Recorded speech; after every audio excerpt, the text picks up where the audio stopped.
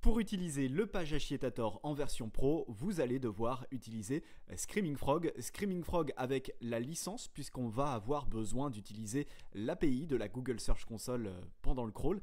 Et Screaming Frog également en français. C'est important pour que l'outil puisse reconnaître les colonnes et analyser votre CSV.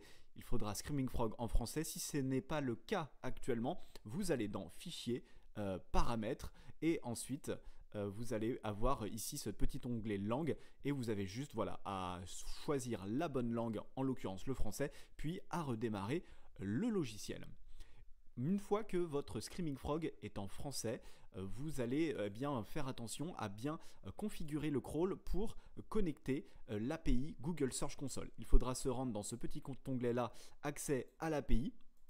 Puis cliquez sur la petite flèche, allez dans Google Search Console et vous connectez avec votre compte Google Search Console, le compte évidemment sur lequel se trouve le site web que vous voulez analyser.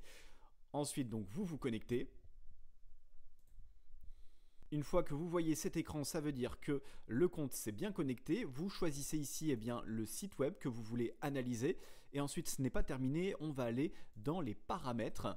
Et ici, très important, pour que l'analyse du Page Agitator soit pertinent, il est important de mettre les 12 derniers mois en termes de plage, tout simplement parce que ça sera plus pertinent vu que l'outil n'affiche que les pages qui ont 5 clics ou moins.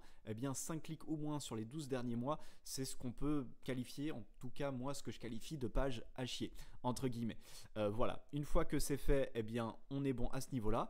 Et la dernière chose, c'est d'aller dans l'onglet inspection d'URL, activer l'inspection d'URL et aussi utiliser plusieurs propriétés. En effet, si vous avez plusieurs domaines sur le même site web sur votre Google Search Console, vous allez pouvoir dépasser les 2000 URL, 2000 statuts par jour, limités par l'API de la Google Search Console. C'est notamment utile si vous avez un gros site web. Une fois que tout ça est programmé, vous cliquez sur OK et vous pouvez donc lancer votre crawl.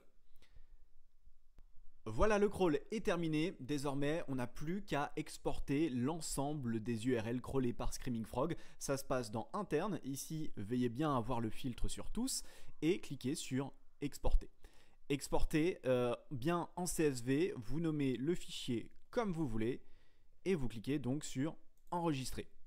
Et ce fichier, ensuite, vous n'avez plus qu'à l'importer sur le Page Agitator Pro via le bouton Choisir le CSV. Vous choisissez votre fichier que vous venez d'exporter.